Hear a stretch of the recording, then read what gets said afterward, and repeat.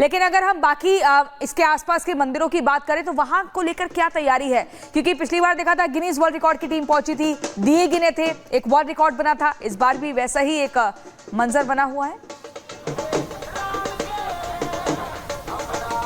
बिल्कुल प्रियंका, जो आप जिस तरीके से Guinness book of world record का जिक्र कर रही हैं, साल दर साल जो ये रिकॉर्ड है ये कायम किया गया है। 2017 से शुरुआत हुई थी, 2017 से लेकर के आज तक ये रिकॉर्ड लगातार कायम किया जा रहा है। हर एक साल जो दियों की संख्या है वो बढ़ती जा रही है। अगर तैयारियों का जिक्र करें, सरयू तट पर तो तैयारियां पूरी है, लेकिन इसके अलावा अगर आपको बता दें केडी बाजार, वहां पर झांकियां भी लगाई गई है, वो तस्वीर भी आपको दिखाएंगे। इसके बाद वहां पर भी हम पहुंचेंगे और वहां पर भी किस तरीके से झांकियां लगाई गई है वो तस्वीर भी आपको दिखाएंगे, वो वहां जो दृश्य है वो भी आपको दिखाएंगे। लेकिन फिलहाल मैं मौजूद हूँ सरयू तट पर, यहीं पर वो महाआरती होगी। 1100 जो वेदाचार्य है वो यहाँ पर पहुंचेंगे और जो 1100 बटुक होंगे वो यहाँ पर महाआरती में शामिल होंगे। मुख्यमंत्री योगी आदित्यनाथ जहाँ बैठेंगे वो तस्वीर भी आपको दिखा देते हैं, मंच की तस्वीर आपको दिखाते हैं जहाँ पर सीएम योगी आदित्यनाथ जहाँ बैठते हुए। बहुत बहुत शुक्रिया इन तमाम तस्वीरों के लिए जो तस्वीरें आज आप दिखा रही हैं। और एक सबसे बड़ी खबर हम आपको बताने जा रहे हैं। डिजिटल अरेस्ट पर इस वक्त सबसे बड़ी खबर हम आपको बता रहे हैं, जहां पर गृह मंत्रालय ने इस पर संज्ञान ले लिया और एक बड़ी कमेटी बनाने का भी मन बना लिया। तो डिजिटल अरेस्ट को लेकर बड़ी खबर हम आपको बता रहे हैं। पीएम मोदी की चिंता के बाद एक कमेटी बनाने का निर्णय लिया गया है। गृह मंत्रालय ने इस पर पहल शुरू कर दी है। ये काम कैसे करेगा ये भी हम आपको बताते हैं। राज्यों से रिपोर्ट लेगा किन किन राज्यों में डिजिटल अरेस्ट की घटनाएं हुई हैं, कितनी संख्या में घटनाएं हुई हैं, उस पर क्या अभी तक एक्शन लिए गए हैं। ये कमेटी सभी रिपोर्ट्स को हैंडल करेगी, देखेगी और उसके बाद इसके तोड़ को निकालेगी। इसको तोड़ कर किस तरीके से वहां तक पहुंचा जाए, जो लोग इसमें शामिल हैं और कैसे इस पूरी घटना को, इस वाकये को अंजाम तक पहुंचाते हैं। तो डिजिटल अरेस्ट को लेकर इस वक्त की बड़ी खबर हम आपको बता रहे हैं। और मन की बात कार्यक्रम में पीएम ने इस बात को लेकर जिक्र किया था, अपनी चिंता जाहिर की थी और समिति ने राज्यों से रिपोर्ट मांग ली है। और इस रिपोर्ट में यह बताना होगा उन राज्यों को कि उनके राज्य में जो डिजिटल अरेस्ट को लेकर जो वाकया है या फिर जो घटनाएं हैं वो किस तरीके से बढ़ रही हैं और क्या राज्यों ने एक्शन लिया है। तो गृह मंत्रालय ने इस मामले को लेकर एक कमेटी बनाई है, हाई लेवल कमेटी है जो हर एक पहलू की जांच करेगी। और प्रधानमंत्री की चिंता जो अभी इस वक्त डिजिटल अरेस्ट को लेकर है उस चिंता को भी दूर किया जाएगा। और प्रधानमंत्री नरेंद्र मोदी ने मन की बात में इस बात का जिक्र किया था। हम आपको बताते हैं और सुनवाते हैं कि प्रधानमंत्री ने उस वक्त क्या कहा था। मेरे प्यारे देशवासियों, मैं आपको एक ऑडियो सुनाता हूं। हेलो सर, नमस्ते सर। नमस्ते सर बोलिए सर। देखिए, जो आपने एफआईआर नंबर मुझे सेंड किया है, इस नंबर के खिलाफ 17 कंप्लेंट्स हमारे पास। आप ये नंबर यूज कर रहे हैं? मैंने नहीं यूज करता हूँ सर। अभी कहाँ से बात कर रहे हो? सर कर्नाटका सर, वो घर में हूँ सर। ओके, इसके लिए आप अपनी स्टेट में रिकॉर्ड करवाइए ताकि ये नंबर ब्लॉक कर दिया जाए, फ्यूचर में आपको कोई प्रॉब्लम ना हो। Okay yes sir. अभी मैं आपको कनेक्ट कर रहा हूँ, ये आपका इन्वेस्टिगेशन ऑफिसर है, आप अपनी स्टेट में रिकॉर्ड करवाइए ताकि ये नंबर ब्लॉक कर दिया जाए। ओके।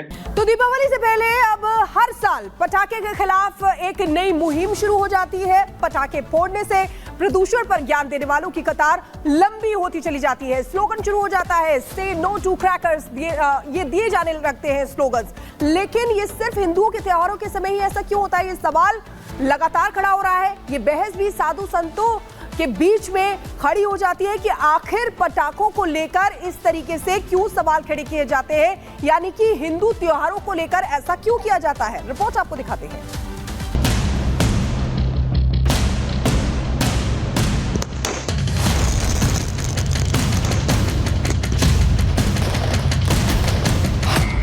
प्रदूषण साल भर, दिवाली पर डर। हैप्पी न्यू ईयर के नाम से पूरी दुनिया में पटाखे होते हैं, तब प्रदूषण नहीं होता है, लेकिन दिवाली आती है तो प्रदूषण होता है। किसके टारगेट पर हिंदू त्योहार? केवल हिंदुओं के त्योहारों पर क्यों? दीपावली के असल दुश्मन कौन? 25 दिसंबर को आपके लिए प्रदूषण नहीं रहेगा जब आतिशबाजी होगी। आम आदमी पार्टी हिंदुओं के तीज त्योहार की दुश्मन है। पटाखों से प्रदूषण पर छिड़ा दंगल। दीपावली मतलब जगमग रोशनी, मिठाइयाँ, पटाखे और आतिशबाजी, यानी भारत का सबसे बड़ा त्योहार।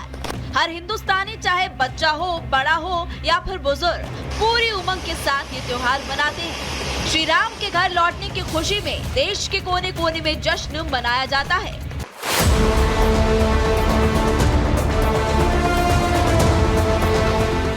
लेकिन बीते कुछ सालों से दीपावली आते ही पटाखों से प्रदूषण पर रण छिड़ जाता है। कुछ खास तबके जिन्हें सुर्खियों में रहने का शौक भी है, नो पटाखे की अपील करने लगते हैं और कई जगहों पर पटाखों पर प्रतिबंध तक लगा दिए जाते हैं। लेकिन सवाल ये है कि टारगेट पर सिर्फ हिंदू त्योहार ही क्यों? कुछ यही पूछ रहे हैं बागेश्वर धाम के पीठाधीश्वर धीरेन्द्र कृष्ण शास्त्री। ये देश का दुर्भाग्य है, जब भी सनातन हिंदू धर्म के त्योहार आते हैं तो कोई ना कोई कानून की डंगा की बात करता है, रोक लगाता है, रोक लगाने की मांग करता है। अब किसी ने हमको, कल ही हमने एक न्यूज देखी थी, उसमें कहा है कि जितने दियों में तेल जलाया जाता है, घी जलाया जाता है, इतना अगर गरीबों में बांटते हैं तो भला हो जाएगा। धीरेन्द्र शास्त्री से षड्यंत्र बता रहे हैं। उन्होंने पटाखे पर बैन की पैरवी करने वालों पर हमला किया और पूछा, ऐसे लोग बकरीद पर प्रतिबंध क्यों नहीं लगाते? इस देश में बकरीद भी तो होती है, बकरीद बंद करवा दो, उतने रुपया जो लाखों के बकरे काटे जाते हैं, जीव हिंसा भी बचेगी, उन रुपयों को गरीबों में बांट दो। लेकिन दिवाली आती है तो प्रदूषण होता है, होली आती है तो पानी खराब होता है और खून खराबा होता है, तब नहीं मानते।